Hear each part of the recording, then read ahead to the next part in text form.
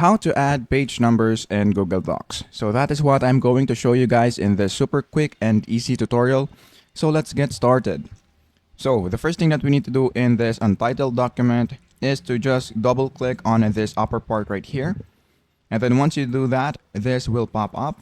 Now the next thing that we need to do is to click these options right here.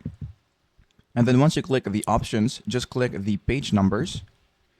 And then once you do that, you can edit the position of the page numbers, whether you want it to be on the header or on the footer.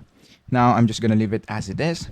And then let's also click this show on first page. And then for the numbering, since we're going to add a page number, we're going to start at number 1. And then once we do that, just click the apply button right here. And then as you can see, we now have added this page number right here.